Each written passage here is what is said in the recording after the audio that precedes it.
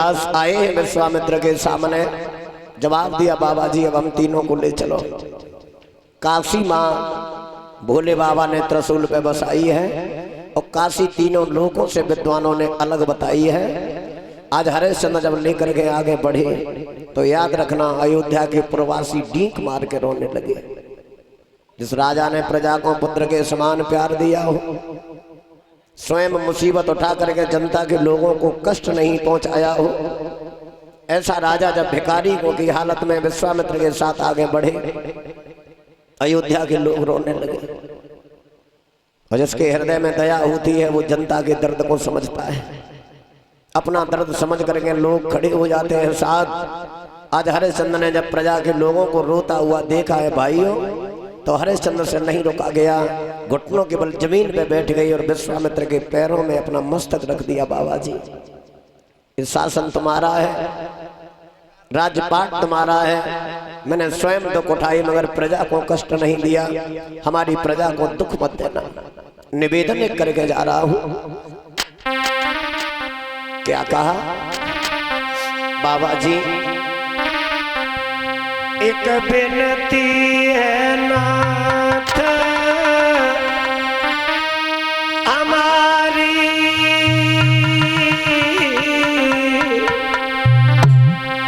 और जो आज्ञा होई तुम्हारी। एक विनती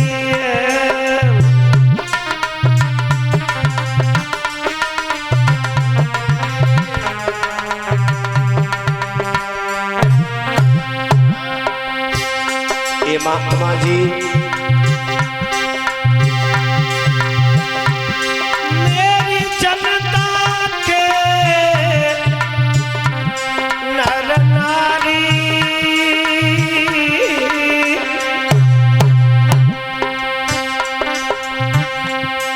इन रखियो मती दुखारी। मेरी जनता के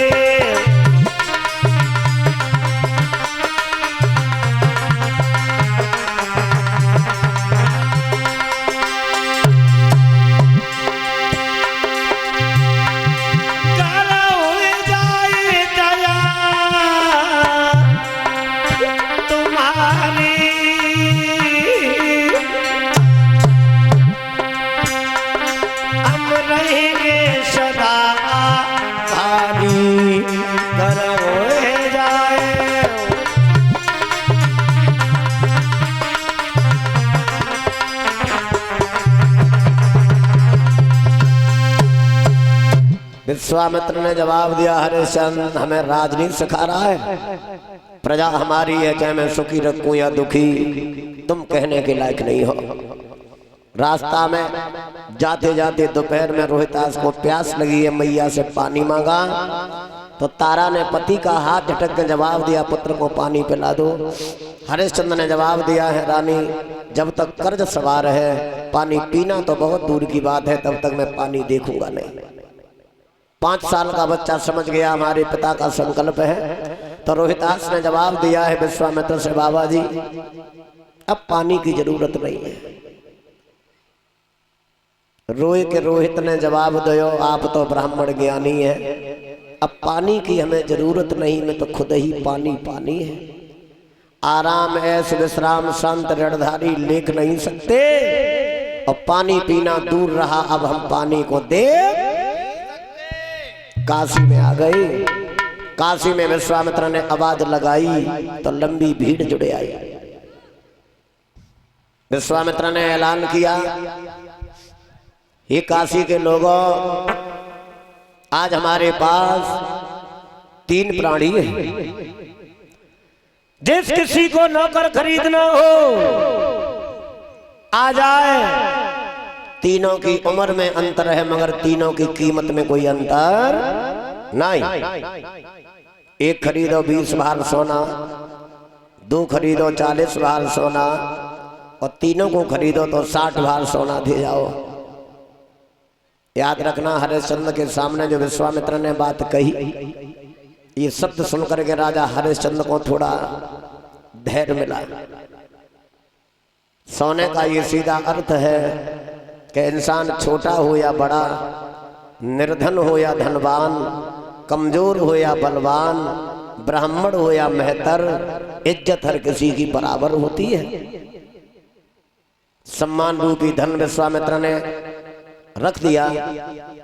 60 बार सोना जो दे जाए वो तीनों को ले जाए। सबसे पहले हरिश्चंद्र को खरीदने के लिए एक मेहतर तैयार हुआ, सोना चुकाने लगा। तारा ने हाथ पकड़ के जवाब दिया, महा भूल बेहद गलती है, तो पहले आप बिकाते हो और ये आधा ऋण दानवीर किनके सर छोड़े जाते हो। अगर तुम बिक जाओगे दूसरे के दास हो जाओगे, हमारे ऊपर आपका अधिकार नहीं रहेगा और हमारे शरीर का आया हुआ धन आपका नहीं होगा। पहले हमें पुत्र को बेचो, उसके बाद अपनी बात करो। तो हरिश्चंद्र के आंखों से आंसू बह आए कि दुनिया में इंसान मरते दम तक कोई मर्यादा को नहीं बेचता है। बाद में एक ब्राह्मण ने आकर के रोहितास और तारा को 40 भाग सोने में खरीदा। बाद में हरिश्चंद्र को मेहतर ने खरीदा। अब तीनों प्राणी अलहदा अलहदा जब चले, एक तरफ तारा रोहितास और दूसरी तरफ हरिश्चंद्र जी, इससे बड़ा दुख और क्या हो सकता है। जरा सोच करके देखो सज्जनों, जिसकी पत्नी और जरा सा बालक बिक गया हो, आज मैया तारा ने उस काशी की भूमि में देखा है तो हजारों लोगों की भीड़ है, दृश्य देख रही है। भगवान आज तक काशी में हर चीज बिकने आई मगर मानव बिकने नहीं आए। तारा ने रोहितास से कहा, रोहितास पिता के पैर छुओ और आशीर्वाद ले लो। रोहितास ने जब हरिश्चंद्र के पैरों पे हाथ डाले हैं सज्जनों, तो पिता की क्षमता इतनी होती है संतान के लिए जिसका बखान इस संसार में कोई कर नहीं पाया। 5 साल के लला को हरिश्चंद्र ने गोद में उठा लिया।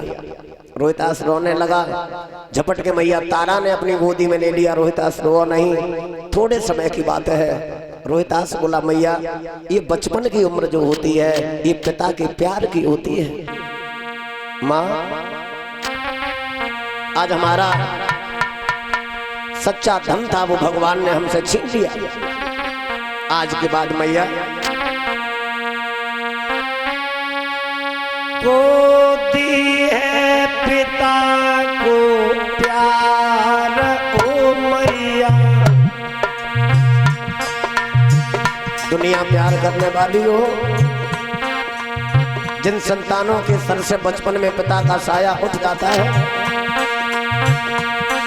रोने लगा रोहितास मैया।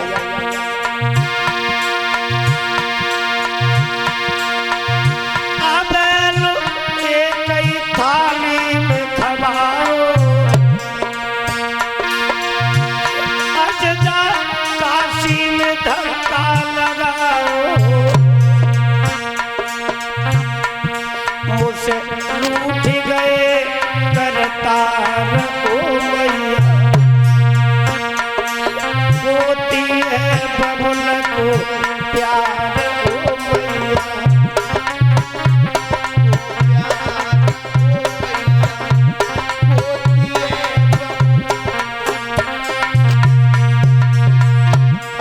भक्तजनों, 5 साल का रोहितास कह रहा है, माँ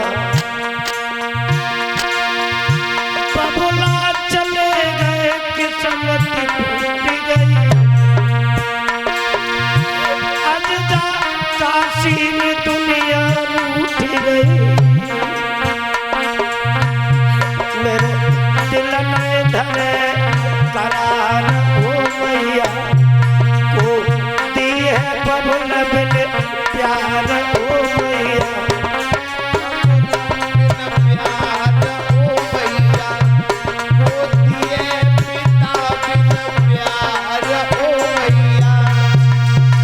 रोहितास को शांत किया। मैया ने समझाया, तुम्हें रोता हुआ देख करके पिता जाएंगे रोहितास तो इन्हें नींद नहीं आएगी, जल्दी मुलाकात होगी। विश्वामित्र जी वहां से चले आए। ब्राह्मणी तारा रोहितास को ले गई और कालू मेहतर हरिश्चंद्र को जाकर के समझाते हैं कि हे हरिश्चंद्र, मैंने तुम्हारा शरीर खरीदा है, धर्म नहीं खरीदा। दुकान बता दी, आटा दाल लाओ और अपना भोजन बनाओ। सुबह सुबह जागो, काशी की गलियां साफ करके आओ। हरिश्चंद्र ने शाम को भोजन नहीं बनाया। जिसकी पत्नी और पुत्र बिक गए हो, क्या उस आत्मा को परीक्षित जी भोजन अच्छा लगेगा? नहीं। मेहतर ने बैठ के भोजन बनवाया, जवाब दिया इस तरीका से भोजन छोड़ जाओगे तो शरीर कमजोर हो जाएगा, 20 बार सोना हमारा व्यर्थ में चला जाएगा। सामने भोजन बनवाया, आज हरिश्चंद्र ने भोजन बनाया। विश्वामित्र जी ने साधु का रूप बनाया, भोजन की भिक्षा मांगी और इस तरीका से हरिश्चंद्र को अज्ञान के जाल में फंसा रहे हैं। बोले भोजन दे दो। आधा भोजन हरिश्चंद्र ने दिया है बाबा जी को, जल्दी जल्दी में भोजन किया। बोले आत्मा नहीं भरी अभी। यहां तक नतीजा आया कि विश्वामित्र ने एक बूंद पानी तक नहीं छोड़ा। ये तो आपने कथा में सुना है कि हरिश्चंद्र काशी में जाकर के 6 महीना के लिए बिक गए। आज भी जिन्हें अपने सम्मान से प्यार है, हमने देखा है अनेक ऐसे हैं पिता और ऐसी हैं माताएं, शादी करने के बाद में कर्जा अगर सर पे हो गया तो गरीबी में कोई साथ देने वाला नहीं होता है। आज भी प्रदेश में ऐसे ऐसे पिता पड़े हैं, बीमारी से जूझ रहे हैं, मगर कर्ज के खातिर दूसरे के यहाँ टहल बजा रहे हैं। सुबह का भोजन बना लेते हैं तो शाम को पानी पी करके संतोष कर लेते हैं। सज्जनों, महाराज हरिश्चंद्र का शरीर कमजोर होता चला गया। एक दिन कहा मेहतर ने हरिश्चंद्र से, हरिश्चंद्र, मेहतर ने कही राजा से और भज के नदिया पे जइयो, अज पानी भर के लइयो नाही तन की आवाज लगइयो।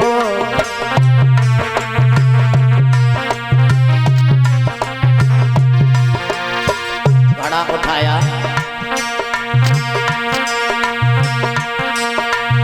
रोबत सीखत चलो भूप नदिया के जोरे आओ,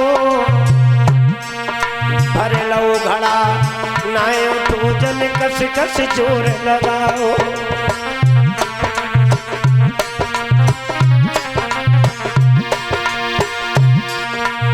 बाई समय के बीच घाट पे आई गई तारा रानी, हाथ जोड़ के हरिश्चंद्र ने दिल की बात बखानी।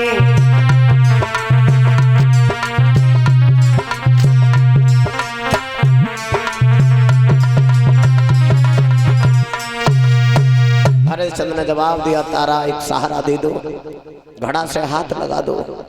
तुम वही हो जो हमारे इशारे पे चलने वाली थी, आज क्या हो गया? तारा ने जवाब दिया, महाराज आप मेहतर की बजाय रहे टहल भरत हो पानी, मैं ब्राह्मण के घर रहूं बनी मिसरानी। महाराज घड़ा से अगर हाथ लगाऊंगी धर्म नष्ट हो जाएगा, घड़ा उठाने की कोई अकल बताऊंगी। घड़ा से हाथ नहीं लगाया। जवाब दिया, नदिया में जहाँ सीना तक पानी है वहां चले जाओ, आसानी से घड़ा उठ जाएगा। आज भूप नदी में प्रवेश कर गया, घड़ा उठा करके सर पे रख लिया। परीक्षित महाराज जब निकल के बाहर आए तो रानी तारा की तरफ देख रहे हैं, मुड़ मुड़ के तारा पति को देखती है। राजा चले हैं मेहतर के यहाँ की ओर और रानी जा रही ब्राह्मण के घर की ओर। मोह बहुत बुरा होता है। हरिश्चंद्र ने मुड़ करके तारा की तरफ देखा, तब तक पैर में ठोकर लग गई, पछाड़ खा के जमीन पे गिर गए, मुंह से खून निकल आया। इस बात का गम नहीं हुआ। घड़ा टूट गया, सोचने लगे यार न जाने मेहतर कितने अपशब्द हमसे कहेगा। खाली हाथ पहुंच गए। मेहतर ने जवाब दिया, अब तुम पानी भरने के लायक भी नहीं रहे, जिंदगी की बहुत लंबी भूल हो गई जो हमने तुम्हें 20 बार सोने में खरीदा। आज के बाद काम नहीं होगा तुमसे। काले वस्त्र पहनाए जाएं, सर में काला पटका बांध दिया जाए, हाथ में पकड़ो लाठी और आज के बाद काशी के शमशान घाट में रहोगे। मुर्दा आएगा, कफन और कर चुकाओगे, भूल ना हो जाए। हरिश्चंद्र सोचने लगे, वाह भाई वाह, अब और क्या है जिंदगी में। दीन बंधु, हरिश्चंद्र मरघट में पहुंच जाते हैं। शरीर कमजोर हो गया, पहरा लगा रहे हैं, जो भी मुर्दा आता है कफन कर चुका रहे हैं, मगर बारी विश्वामित्र अभी छाती ठंडी नहीं हुई। इधर मैया जब रसोई में भोजन बनाती है, रोहितास ब्राह्मण के यहाँ बगिया से फूल तोड़ के लाता है। एक दिन ऐसा हुआ कि रोहितास को फूल लेने का ध्यान नहीं रहा, बच्चों में खेलता रहा। ब्राह्मण पूजा करने को बैठ गई तो तारा से कहा है, तारा तेरा लड़का इतना बेसारा हो गया जो कभी समय से फूल लेकर के नहीं आया। हाय हाय, मैया ने रोहितास को गोद में उठाया। छोटू लल्ला, माँ ने जवाब दिया, बेटा स्वतंत्र नहीं हो, दूसरे की दास हो, बाग में जाओ। आज माँ बड़े प्रेम के साथ रोहितास बाग के लिए चला, मैया के पैर छूने लगा। मैया मैं अभी आऊंगा। के लेकर हाथ में जवलिया तोड़े वे को जाए रहो फूल बाग में। लेकर हाथ में जवलिया तोड़े वे को जाए रहो फूल बाग में। हाथ में जवलिया तोड़े वे को जाए रहो फूल बाग में। भैया कृष्णकांत लेके टोकरी तारा ने लला के हाथ गाई। टोकरी तारा ने लला के हाथ गाई और चूमा लेके विदा कर रही है। नायबा मैया को खबरिया तोड़े वे को जाए रहो फूल बाग में।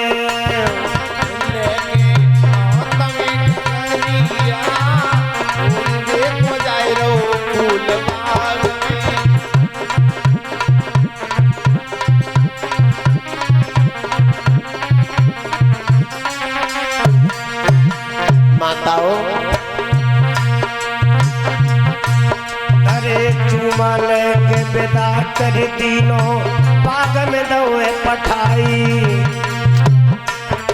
विदा कर तीनों बाग को दो पठाई। ये पल के नाग बाग में बैठे विश्वामित्र।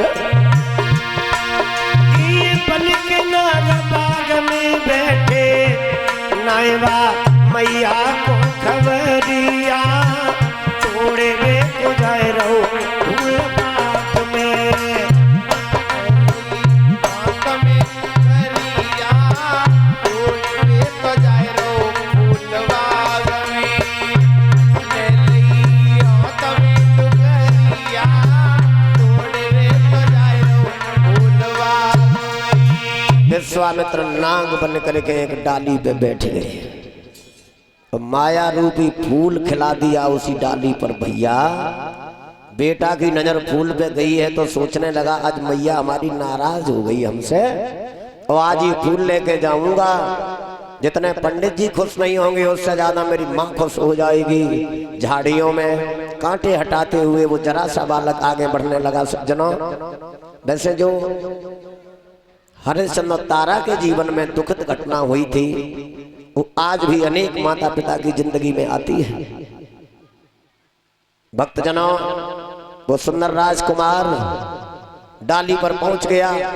एक हाथ से डाली को पकड़ रहा है, दूसरे से फूल तोड़ रहा है। तब तक विश्वामित्र जी ने नाग बन करके अंगुली में डस लिया। मुंह से चित्कार निकल गई, माँ माँ माँ में चल बसा माँ। मगर माँ इतनी दूर छूट गई भैया कि पुत्र की आवाज माँ के कानों तक नहीं पहुंची। बाग में पैर पटकने लगा, गिर गया। और इधर विश्वामित्र ने काशी में आवाज लगा दी, काशी के लोगों, अरे किसी का बहुत छोटा लड़का था, बाग में रोज फूल लेने जाता था, आज उसे नाग ने डस लिया है, बाग में मरा पड़ा है, जिस किसी का हो उठा लाया। रसोई में मैया भोजन बना रही थी, हाथ से रोटी छूट गई। हाय बेटा, हाय बेटा कहती हुई तारा पछाड़ खा के आंगन में गिर गई। सज्जनों, पंडित जी ने उठा लिया, क्या हुआ तारा? जवाब दिया, महाराज हमारे पुत्र को नाग ने डस लिया, बाग में जा रही हूँ। ब्राह्मण ने जवाब दिया, डस लिया, अभी मर नहीं गया होगा, पहले भोजन बनाओ तब जाओ। भोजन बनाने लगे। निकल के आई, अब जा सकती हूँ, अभी नहीं।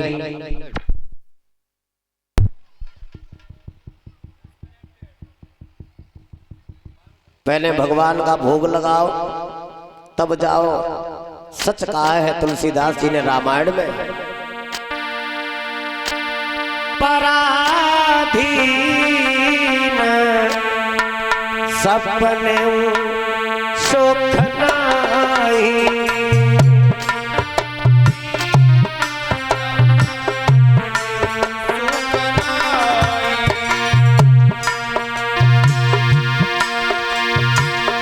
पराधीन सपने सुख नाई, करी विचार दे मन माही,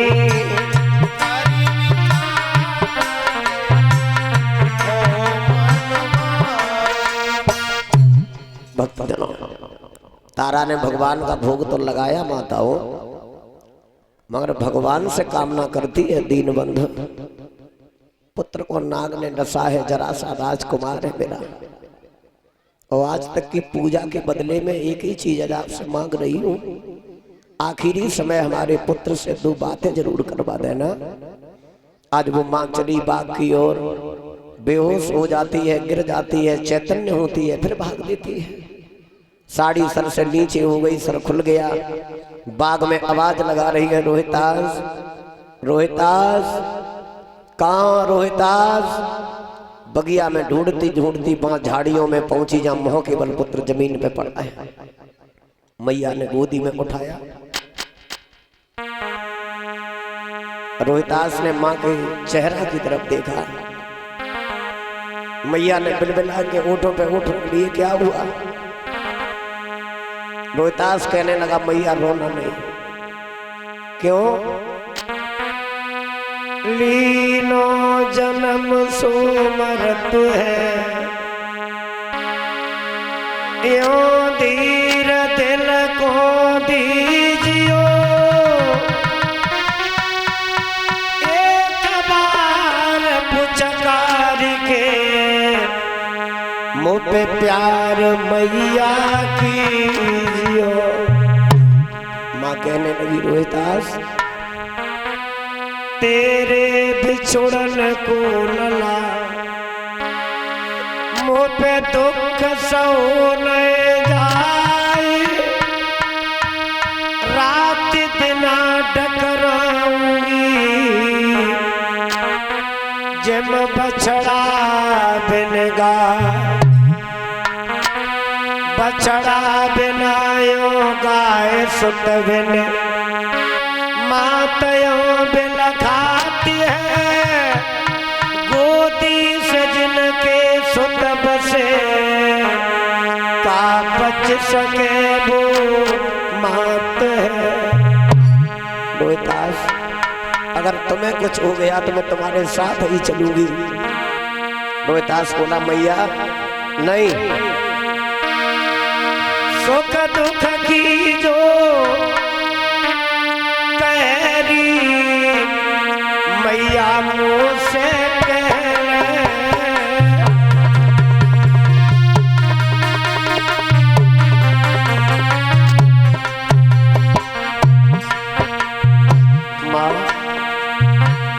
माँ बेटे का प्यार बड़ा विलक्षण होता है लोगों। जिन माँ की गोदी से बेटा चले गए, माता पिता जिंदा तो है संसार में, अधजला मुर्दा के समान। एक बार पुचकार के गोदी में मैया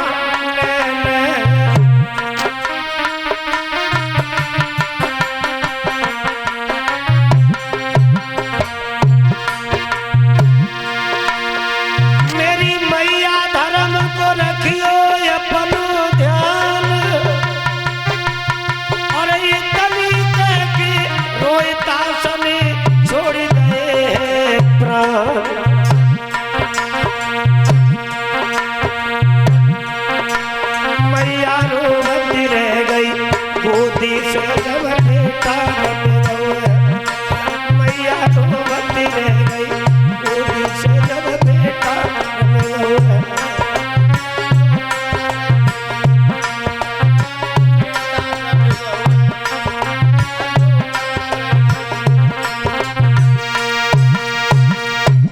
बताना असंभव है माताओं किस घड़ी में उस पुत्र ने मां की गोदी में प्राण छोड़ दिए। गोदी में उठा लिया रोहितास, कहाँ हो तुम?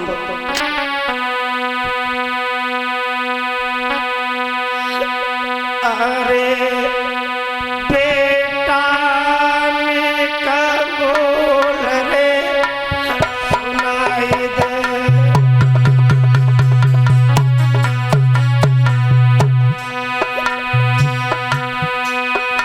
संसार में बहुत दुख है सज्जनों, मगर बेटे जितना बड़ा दुख।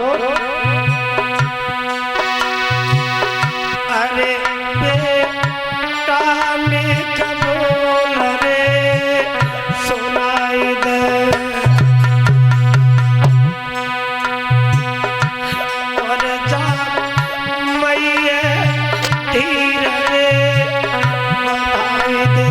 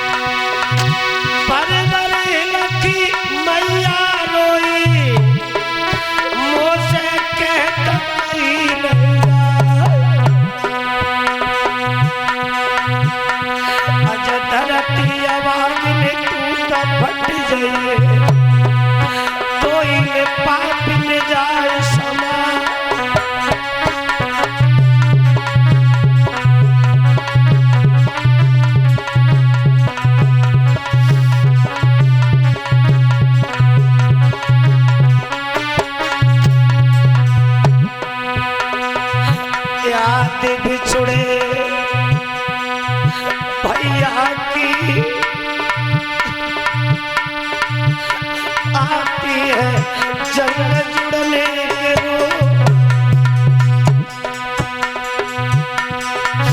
याद बिछुड़ी बहन की आती है रक्षा बंधन के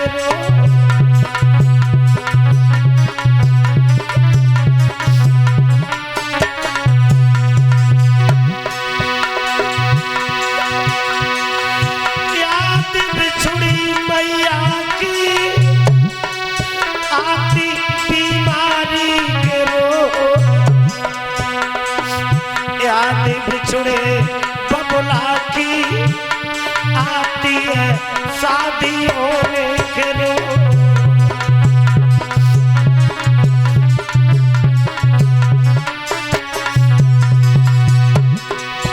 भैया होनी बड़ी बलवान कर्मगत टारे नाइटर भैया होनी बड़ी बलवान कर्मगत टारे नाइटर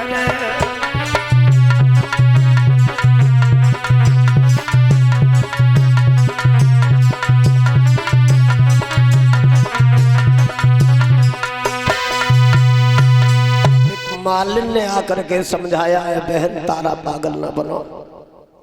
एक बार जो दुनिया से चला गया वो दोबारा लौट करके नहीं आया। इसके बदन में जहर फैल गया, मिट्टी खराब हो जाएगी, इसे मरघट में ले जाओ। याद रखना सज्जनों, माँ कभी पुत्र को मरघट में लेकर के नहीं जाती है। पहली वो अभागिनी तारा ऐसी हुई है जो अपने बेटा को लेकर के शमशान में पहुंच गई, बैठ जाती है, जी भर के रो लेती है, आंखों में आंसू नहीं रहे। मरघट में हरिश्चंद्र पहरा लगा रहे थे, तारा को देखा है तो आवाज लगाई, तारा क्या पंडित जी ने हमारा वाला काम तुम्हें भी दे दिया? मैं तो यहाँ कफन और कर चुकाता हूँ, किसके बच्चे को लेकर के आई हो? जब ये कहा किसके बच्चे को लेकर के आई हो तो तारा के ऊँट कांपने लगे और जवाब देने लगी, पतिदेव ये कोई गैर नहीं है, ये तुम्हारा पुत्र है रोहिदास। पूरा नाम तो जब ले पाया हरिश्चंद्र ऐसे गिर जाते हैं जैसे लाठी गिर जाती हो, बेहोश हो गए। चैतन्य हुए हैं तो जवाब दिया, तारा पुत्र के मुंह से थोड़ी साड़ी हटाओ। मैया ने जब चेहरा खोल करके दिखाया तो हरिश्चंद्र ने उस मरघट में अपने पुत्र के पैर अपनी गोदी में रख लिए। तारा ने सर उठा करके अपनी गोद में रख लिया। आज हरिश्चंद्र ने पुत्र के पैरों पे अपना मस्तक टेक दिया। रोहिदास जिंदगी के थोड़े दिन और थे,